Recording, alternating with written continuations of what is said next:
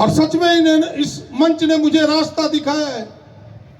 मैं फिर से इस मिट्टी को सलाम करता हूं, इस मिट्टी को प्रणाम करता हूं, इस मिट्टी को बार बार चूमता हूं जहां से मुझे ऊर्जा मिलती है। और मैं बार बार कहा करता हूं, फिर से उस वाक्य को दोहराता हूं कि तमाम इस क्षेत्र से प्यार करने वाले लोगों, जो आया है सो जाएगा।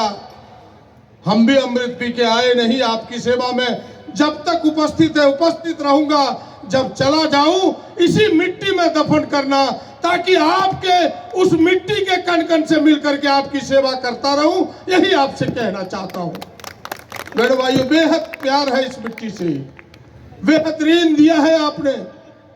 मैं उस ऋण का चुकता इन छोटे मोटे सड़क बना करके, पुल बना करके, आपके गांव के स्कूल बना करके नहीं कर सकता।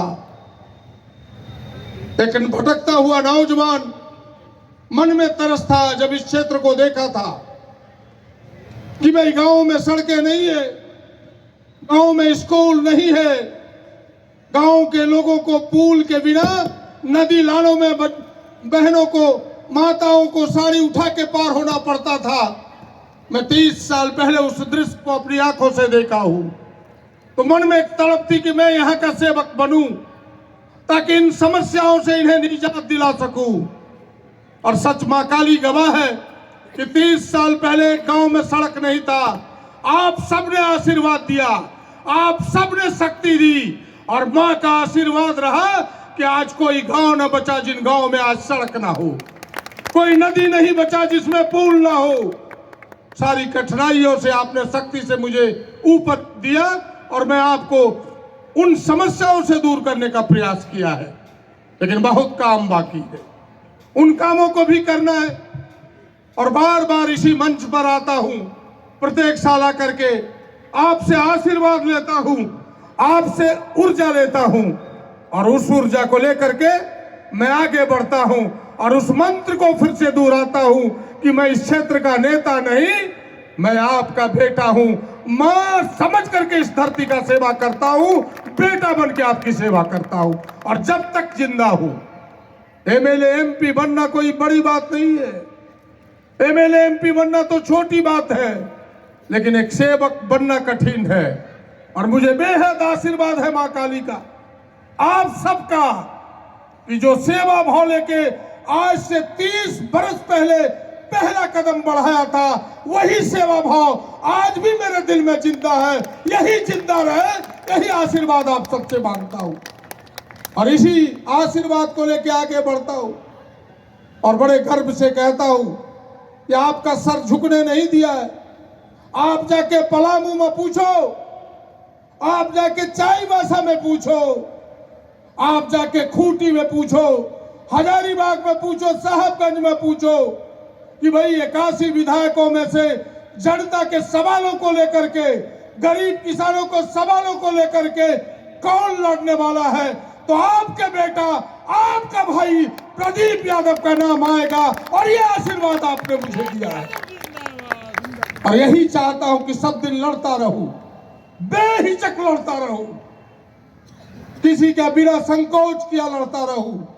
आपको पता है कि यही अडानी जब बैठी थी, आपके सवालों को लेकर के मैं लड़ा। किसानों को पैसे नहीं मिल रहे थे, जमीन के दाम नहीं मिल रहे थे, उस जमीन के दाम को हमने दिलाया।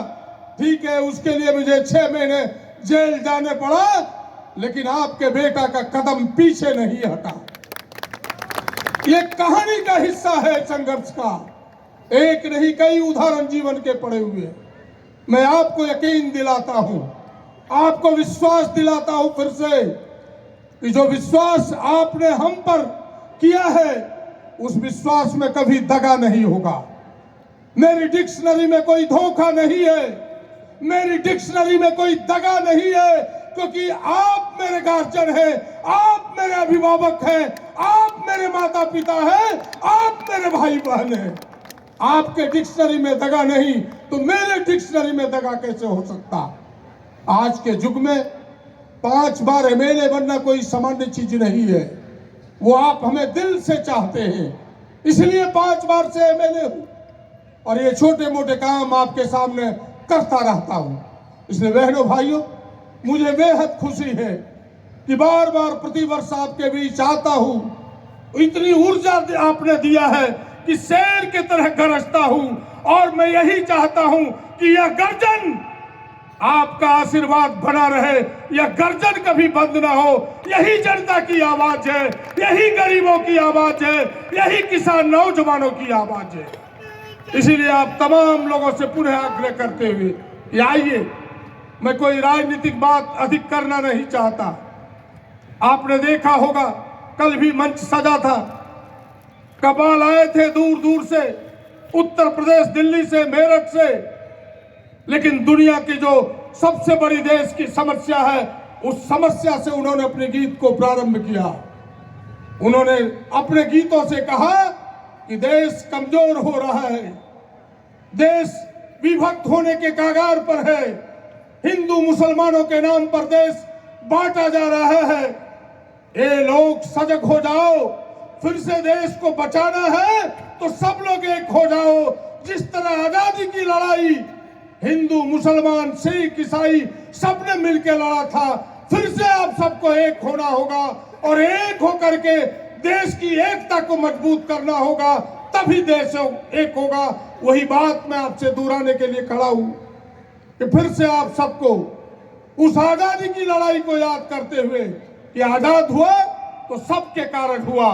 अगर आपके सामने कोई समस्या है तो समस्या का हम सब मिलजुल के करेंगे, बट के हम कभी कर नहीं सकते, बट के देश कमजोर होगा। आइए हम सब मिल करके देश की समस्या का, राज्य की समस्या का, क्षेत्र की समस्या का समाधान करें। इन्हीं चंद बातों के साथ फिर से आप तमाम लोगों की, उपस्थित लोगों की सेवा में जो यह कार्यक्रम प्रस्तुत है,